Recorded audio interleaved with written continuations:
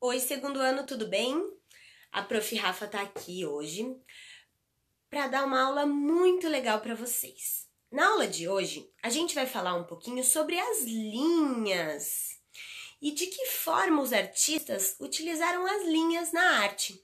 Vamos conhecer alguns artistas que trabalhavam com diversos tipos de linhas em suas composições. E vamos também conhecer os tipos de linhas que existem, certo?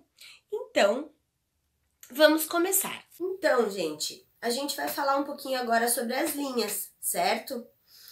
E aí, quando a gente pensa em linha, a gente consegue imaginar uma infinidade de formas em que a gente pode representar uma linha, não é mesmo? Pessoal, na geometria, a linha ela é conhecida como uma reta que pode ter infinitos pontos, ou seja, ela pode se desdobrar, ela pode se mostrar de diversas formas, em zigue-zague, em reta, em curva, em linha interrompida, entre outras formas que a gente vai falar um pouco mais lá pra frente. E aí, lá na página 4 da nossa apostila, nós temos duas imagens. Para quem tem a apostila, dá uma olhadinha lá na página 4. Quem não tem a apostila, vai imaginar que junto com a professora, um céu. Tá bem escuro lá e o céu tá bem limpinho, não tem nuvens. O que a gente observa no céu? A gente observa vários pontos, né? Quando o céu tá bem estrelado, a gente consegue observar vários pontos de luz lá no céu. E aí, a gente fica parando para pensar assim, o que seria um ponto? Muito bem, um ponto é tudo aquilo que a gente enxerga como um breve toque, por exemplo, de um lápis em um papel, a gente consegue criar um ponto. Ele não tem uma sequência, ele é uma impressão breve de imagem.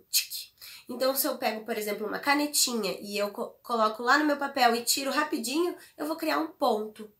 Se eu pego um pincel, coloco na tinta, coloco lá na minha tela, no meu papel e brevemente eu faço um toquezinho, eu crio um ponto, certo? Mas se eu pegar esse pincel, pegar essa caneta e eu continuar nele na folha, eu arrastar ele para alguma direção, eu não vou mais estar criando um ponto, eu vou estar criando uma linha, certo? E existem diversas formas da gente criar uma linha. Mas, Prof. Rafa, me disseram que as linhas estão em tudo que a gente vê, é verdade? É verdade. Todas as imagens que nós vemos com os nossos olhos, elas têm uma sequência, uma linha que é a forma, que traz a forma para aquela imagem, para aquele objeto, para aquela paisagem, para aquela coisa que a gente está observando. Então, as linhas estão em toda parte. Tudo aquilo que tem forma tem uma linha. E aí, então, a linha é muito importante para a gente. Muitos artistas utilizaram as possibilidades que as linhas nos dão como imagem para criar as suas obras de arte. E é sobre esses artistas que a gente vai falar um pouquinho nesse bimestre. Então, a gente vai conhecer um pouquinho de um artista chamado Joan Miró. Na próxima aula, a Prof. Rafa vai falar um pouquinho mais sobre ele e sobre os trabalhos que ele desenvolvia utilizando as linhas como imagens. Então, além do Joan Miró, também existiram outros artistas que criaram composições artísticas que levavam muitas linhas nas pinturas, nos desenhos, nas esculturas. Kandinsky, Mondrian, entre outros artistas que a gente vai conhecer um pouquinho melhor nesse bimestre, certo? Mas, para a gente pensar e finalizar a nossa aula de hoje, a gente vai falar um pouquinho agora sobre as diferentes formas que nós temos de representar as linhas, certo? Então, pessoal, lá na nossa apostilinha, na página 7, a gente vai dar um pulo lá nas páginas e a gente vai olhar lá na página 7, na atividade lápis na mão que nós temos lá, que existe uma tabela com alguns tipos de linhas. Então, vamos falar um pouquinho sobre elas agora. A linha reta, a linha curva, a linha fina, que é aquela linha que a gente faz com um traço bem levinho na folha.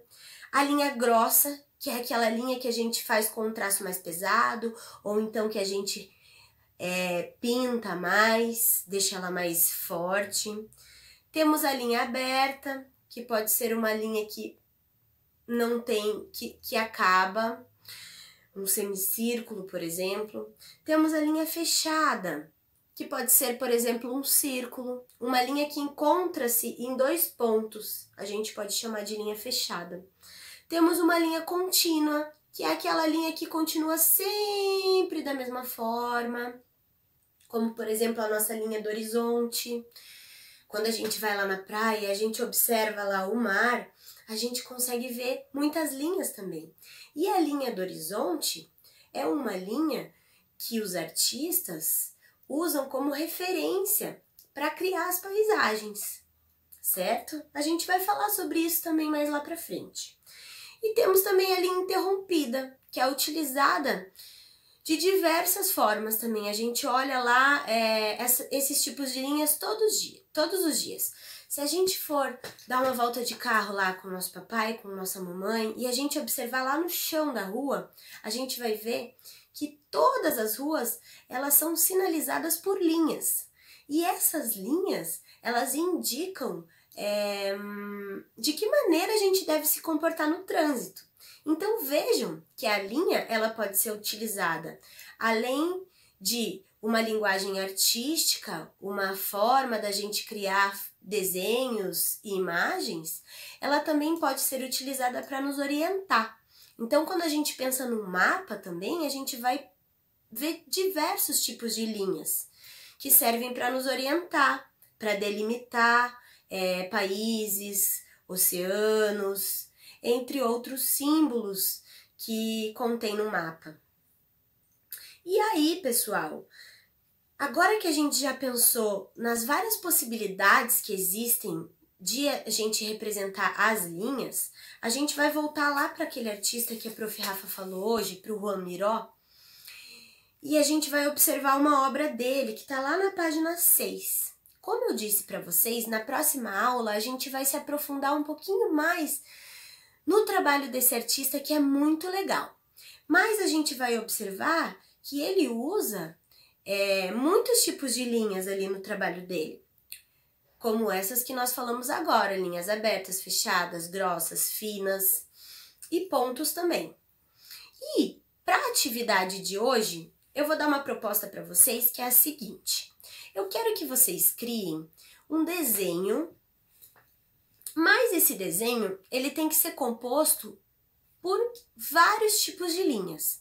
Ah, Prof. Rafa, eu não quero usar todos os tipos de linhas no meu desenho. Eu acho que vai ficar mais interessante se eu usar linhas fechadas e linhas abertas, ou então linhas grossas e linhas finas. Tudo bem, pessoal. O desafio é que vocês utilizem tipos diferentes de linhas. Não importa se são 1, 2, 3, 4, mas eu quero que vocês explorem os vários tipos de linhas que a gente conversou, que existem aqui nessa aula, e eu quero que vocês façam uma composição muito caprichada. Eu já falei para vocês que composição é a forma como a gente distribui dentro de um espaço elementos visuais, certo? Então, no caso, os nossos desenhos. A Prof. Rafa não quer hoje que vocês criem desenhos com formas que nós conhecemos, como, por exemplo, corações, casas, estrelas. Não, nada disso, pessoal. Eu quero que vocês criem uma composição abstrata. Uma composição abstrata é uma composição que não retrata necessariamente algo que nós conhecemos, algo que tem uma forma conhecida, mas sim formas que se compõem em um espaço de maneira harmoniosa, interessante. Então, nesse caso, vocês vão utilizar somente as linhas. Vocês podem usar vários tipos de linhas, podem repetir os tipos de linhas, podem trabalhar com repetição, com a espessura das linhas grossas, finas, as cores. Então, eu quero que vocês criem uma composição com linhas de diversos tipos, bem interessante e colorida. Para fazer esse trabalho, vocês vão utilizar papel sulfite e vão utilizar canetinha. Ai, prof, mas eu não tenho canetinha aqui na minha casa. Então, vamos usar o material que a gente tem por perto, pessoal. Lápis de cor. Se eu, de repente, não tenho canetinha nem lápis de cor, tenho giz de cera, pode ser giz de cera. Vamos usar o material que a gente tem na nossa casa, o material que a gente mais gosta de trabalhar, e vamos criar uma composição bem colorida, bem interessante, com linhas. Lembrando que a gente não quer criar formas que a gente conhece, imagens que nós conhecemos.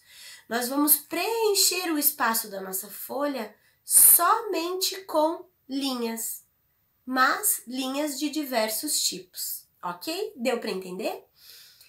Alguma dúvida pode mandar lá no grupo do WhatsApp para a Prof. Rafa. Quem fizer essa atividade vai pedir ajuda lá para a mamãe, para o papai, vai fotografar essa imagem, vai tirar uma foto bem bonita do trabalho, de preferência de cima, que apareça só o trabalho lá, para a gente ter guardado todas essas nossas atividades legais. E vai mandar para o e-mail da professora Rafa, que vai estar aí embaixo no vídeo, com a descrição de e-mail, o nome do aluno, a turma e atividade 1, terceiro bimestre, certo? Pessoal, é muito importante que vocês mandem o e-mail com a atividade lá na descrição do e-mail com esses dados que a Prof. Rafa passou, ok? Então, pessoal, um super beijo, a Prof. tá com muita saudade de vocês, logo nós vamos estar juntos novamente. Enquanto isso, vamos caprichar nas atividades, esse bimestre tem muita coisa legal pra gente descobrir juntos, tá bom? Então, um super beijo e até a próxima aula!